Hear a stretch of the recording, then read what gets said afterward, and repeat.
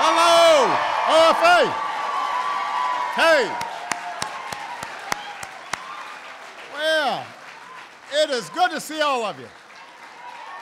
Thank you. Everybody sit down, sit down, sit down. Everybody give Joshua a big round of applause. I thought he did an excellent job. His parents and family who are with him here today are very proud. They get a little special seat. This is nice. Well, it is great to see all of you, and I could not be prouder of everything that you've done. I just always get excited when I have a chance to see OFA, because what I know is that each and every day you are out there in your communities talking to your friends, talking to your neighbors, talking to your coworkers, and that's how change is made. That's how this country continues to constantly evolve so that it's a little bit fairer and more people have opportunity, because wonderful folks day in, day out are out there doing their small part to make our democracy work. So I'm really, really proud of all of you, and it is great to see all of you. Four weeks ago tonight, actually, I delivered my State of the Union address. And, yeah. And I focused on some ideas that have been at the heart of this journey dating back to 2007, when some of you may have gotten involved in the campaign for the first time. That was back when I had no gray hair. And thank you. Thank you. Thank you. Michelle thinks so too. Michelle thinks so too. I didn't wear a tie back then, which I miss. But when we talked about our vision, about why I was running and why so many folks at a grassroots level were getting involved all across the country, there were some basic principles, some basic tenets, and at the core of it was this idea of opportunity. The idea that in America, it shouldn't matter where you started, it shouldn't matter what you look like, where you come from, who you love, what your last name is, what you worship. What matters is you willing to work hard. What matters is your willingness to take responsibility for yourself and your family and your community and your nation. And if you are willing to do those things, you should be able to get ahead. It doesn't mean that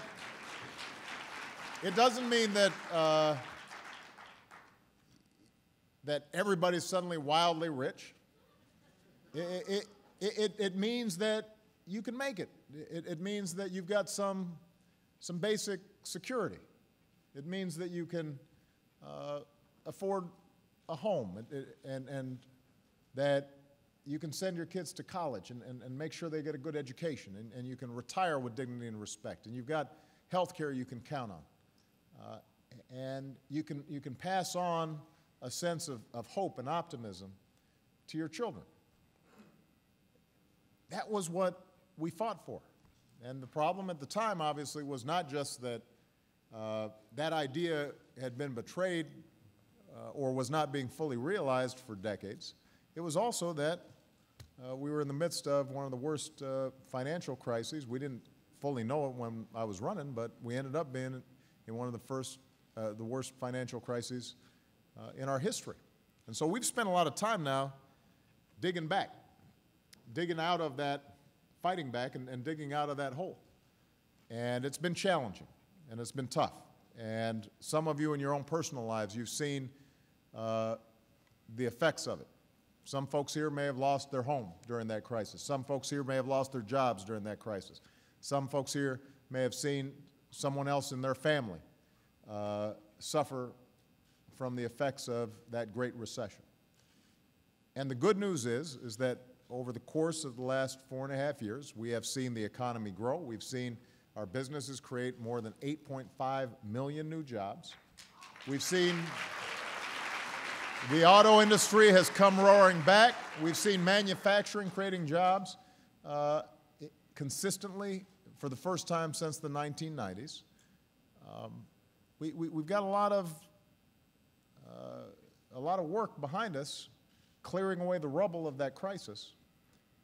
And so I believe that this year we are poised potentially to see a breakout year for America.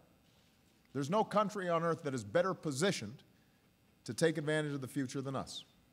We've got the best businesses, the best workers, the best universities, the best scientists, the most innovative economy on earth. But, and here's the catch, and this is what I talked about at the State of the Union address. What we've still seen, even as we've recovered from the recession, is this long-term trend that has not yet been reversed, in which we've got folks at the very top doing better than ever.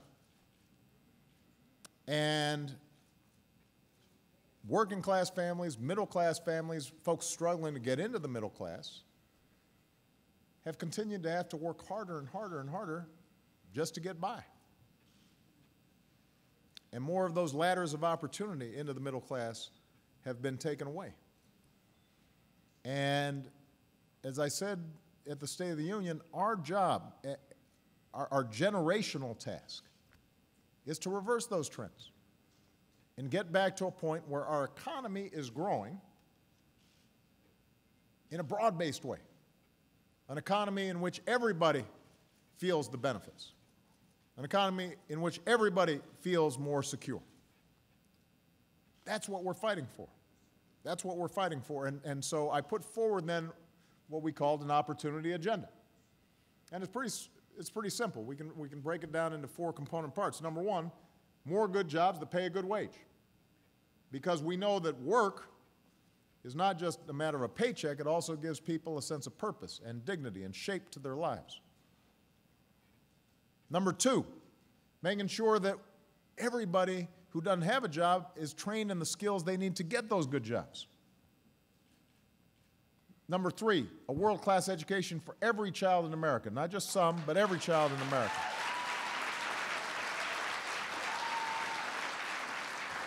And number 4, that work pays. So that if you're working full-time, you're not in poverty. So that you're bringing home enough to cover your bills, that you have some semblance of security, that you have some savings that you can retire on, so that you've got health care that you can count on. And now, what I've also said is, look, I want to work with Congress wherever possible. Now, you know, folks shouldn't laugh at that. There are a lot of folks in Congress who I think want to get some stuff done, but unfortunately not enough to break through some of this gridlock. We're going to see this year, an election year, whether they can move forward on some of these priorities. But what I also said is this is going to be a year of action, so I'm not going to wait. Where Congress does not act, and I've got a chance to help middle-class Americans and folks trying to get in the middle class, we're going to go ahead and act without them. And over the past 4 weeks, we've tried to show what that means. Because we've moved on all 4 areas of this opportunity agenda.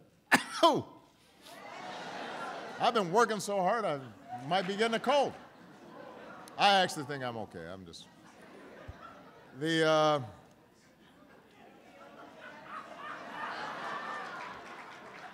Got to get covered. That's right. Got to get covered.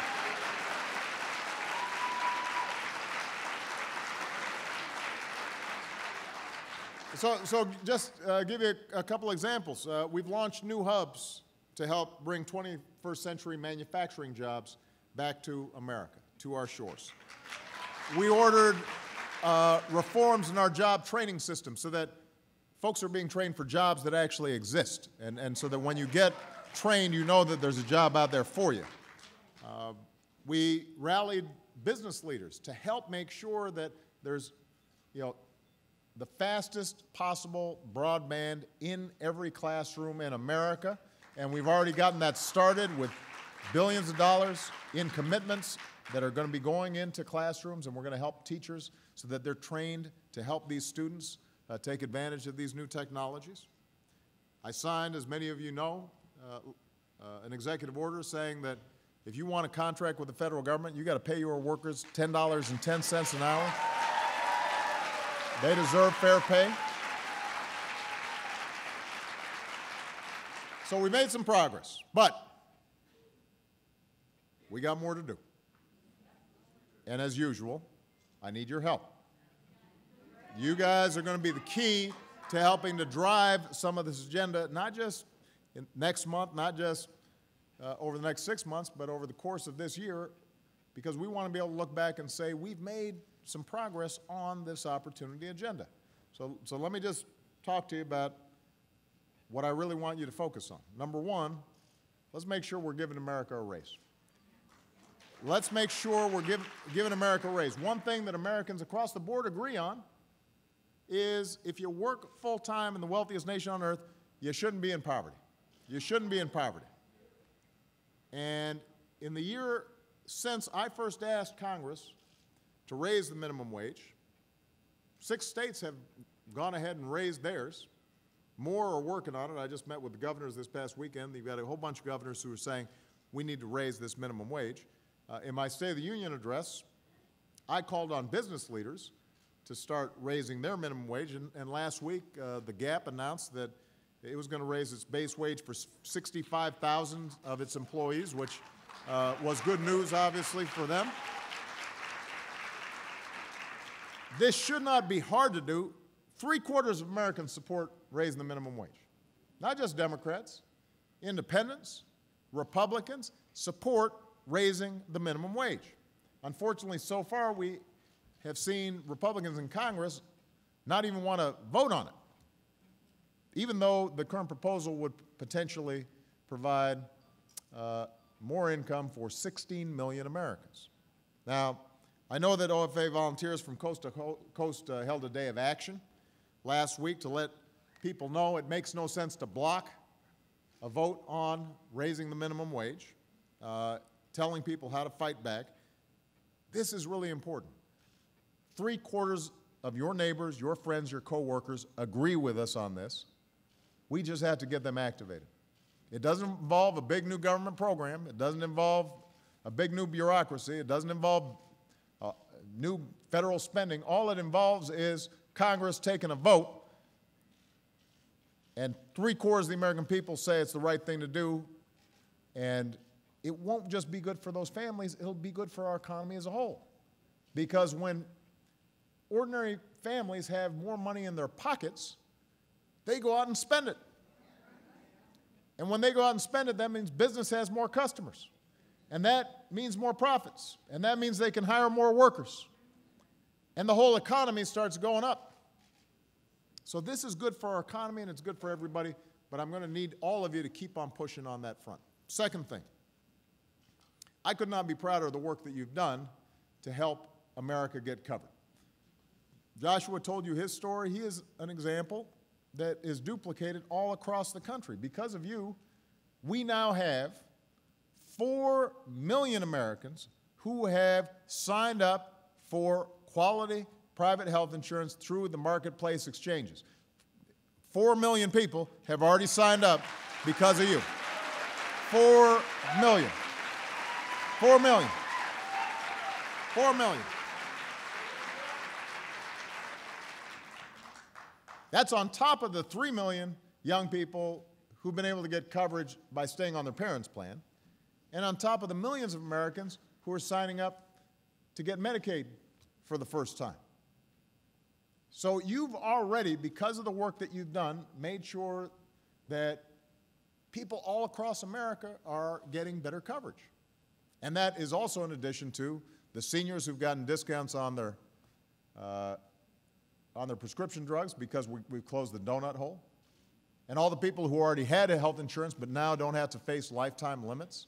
Now aren't going to be because of some fine print left out in the lurch when they actually need their health insurance. Doesn't count all the preventive care that's suddenly available to everybody. And you know, those things are making a difference in people's lives right now. And you've done that. But we've got more work to do. You know, the fact is that we want everybody covered, not just some. That was always the intention, and everybody now has the opportunity to get covered, but let's face it, a combination of an implacable opposition that has spent hundreds of millions of dollars, if not billions of dollars, spreading misinformation on this plan. You combine that with, let's face it, the website didn't work for the first month.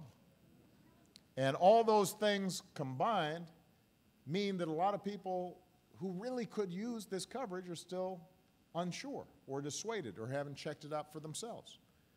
And we've got to make sure that they know that this will pay off for them, that the majority of people out there, if they actually check their plans, when you combine it with the tax credits, can get health insurance for $100 or even less. In some cases, less than the cost of their cell phone bill or their cable bill. And they'll have that security, that peace of mind. It means women can't be charged more than men just because they're women. It means that if you've got a pre-existing condition, you don't have to worry about being able to get coverage if you lose your job anymore.